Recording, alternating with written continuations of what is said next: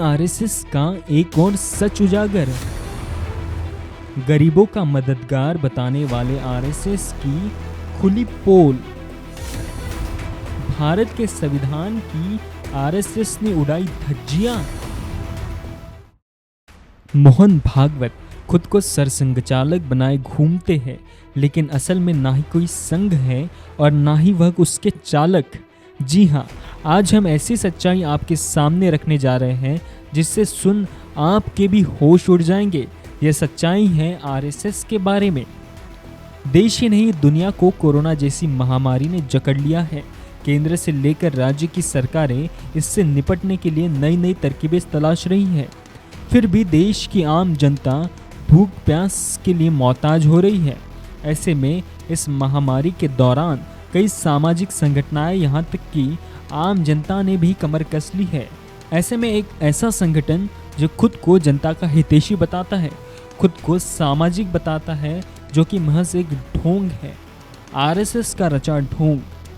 जी हाँ, social media पर RSS से जुड़े स्वयंसेवक यह दावा करते हैं कि वह कोरोना काल में जनता की सेवा के लिए तत्पर है।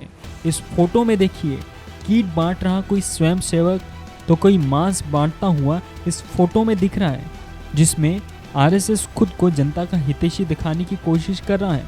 लेकिन आम जनता को क्या पता, इसके खाने के दांत अलग और दिखाने के अलग हैं।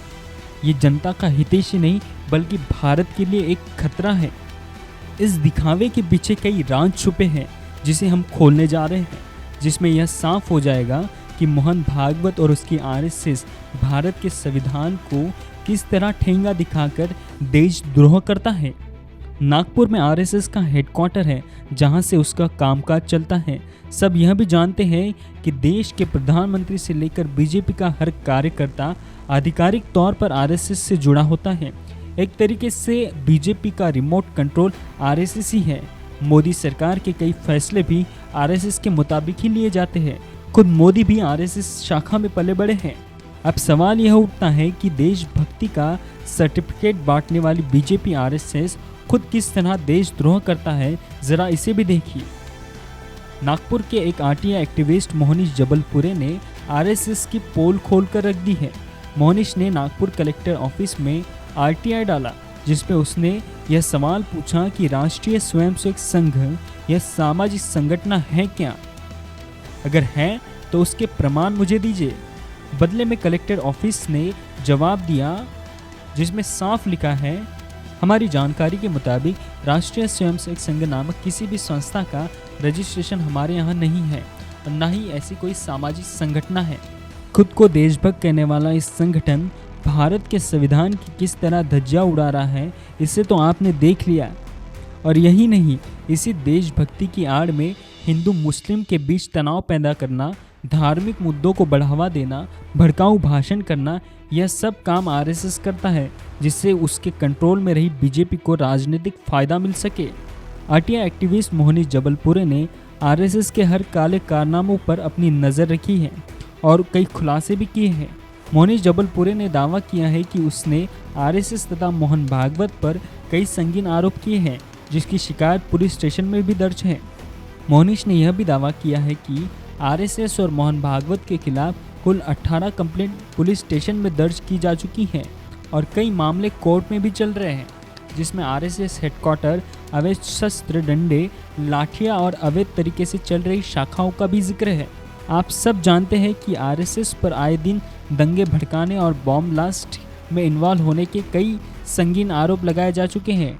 अब यह भी साफ हो चुका है कि जिस संगठन का किसी भी सरकारी फाइल में जिक्र या कामकाज की जानकारी सरकार के पास नहीं है, फिर भी उसके नाम से हेडक्वार्टर, इतना धन और अवैध तरीके से चल रही शाखाएं, इस पर आखिरकार किसका ध्यान है? क्या इस खुलासे से यह तो साबित नहीं हो जाता कि आरएसएस पर आए दिन लगने वाले आरोप सही हैं?